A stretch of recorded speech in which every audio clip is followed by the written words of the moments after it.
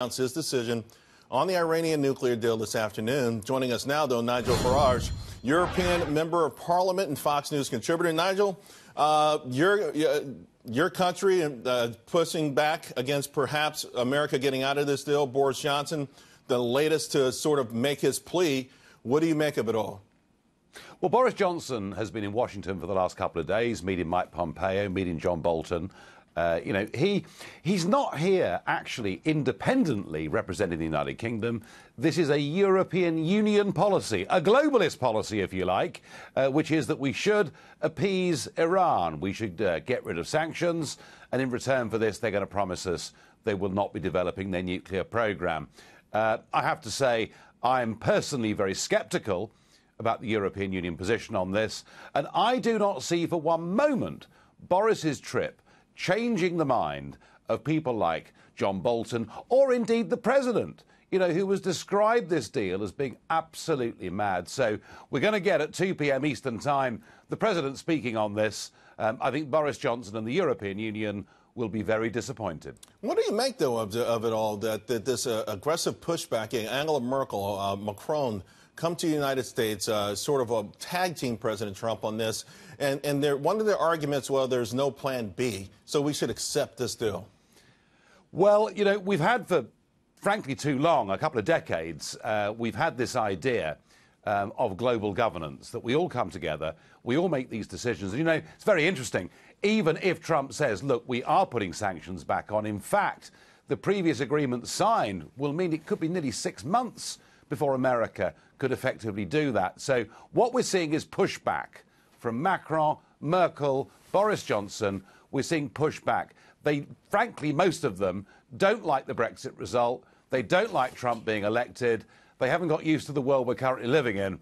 And as I say, I don't for one moment believe the president will change his mind this afternoon. Yeah, the globalists, I tell you what, they don't like anything that comes out of the White House, and they're grappling with all the success that we're starting to see, though, from some of the policies that have gone through. They're in a tough pickle, let's put it that way. Hey, I've got another one for you, Nigel. President Trump is, of course, going to visit the UK in July, and there's a chance he could address the UK Parliament. This, as members of the Parliament are looking to go around the anti-Trump speaker from the House of Commons. I mean, what's going on there? Is there still this much animosity toward President Trump?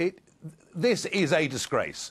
We have had a Speaker of the House of Commons now for 800 years. He or she are supposed to be politically neutral and independent. Even in the middle of the English Civil War in the 17th century, the Speaker would not choose between the King and Oliver Cromwell. He stayed neutral. But John Bercow, this little creep that we've now got doing this job, who likes to virtue signal to the world what a lovely human being he is, has denounced Trump as being homophobic and racist and said he would ban him from coming to the parliamentary estate. Well, luckily, the House of Lords have a place called the Royal Gallery, and they are entitled to invite US presidents to come and speak there. Ronald Reagan spoke in the Royal Gallery some years ago. When Obama last came, he spoke in a different part of the Palace of Westminster. But it seems to me the invitation now is there for Donald Trump to come into this magnificent building you can see behind me and to speak. And I think, our Speaker, John Bercow, looks rather stupid now. Nigel, a lot of folks are saying that this populism movement, which has been festering for a long time around the world, got its big spark from the Brexit vote. Can you bring us to speed on the UK? Because it feels like a bifurcated nation. London, obviously, with their mayor, decidedly globalist, decidedly, against someone like a President Trump. But the rest of the nation, where are they with respect to the idea of these governments of countries being self-governing, getting out of these crazy deals that take away sovereignty and things like that? When I look back now, it's 23 months since the Brexit vote. We had the entire global order telling us Brexit would be a mistake. We even had President Obama coming and telling us that we, your oldest, best ally, would be at the back of the line. We had giant multinational businesses, Goldman Sachs, JP Morgan, telling us if we voted Brexit, we'd go bust. I mean, there'd be unemployment and misery and poverty.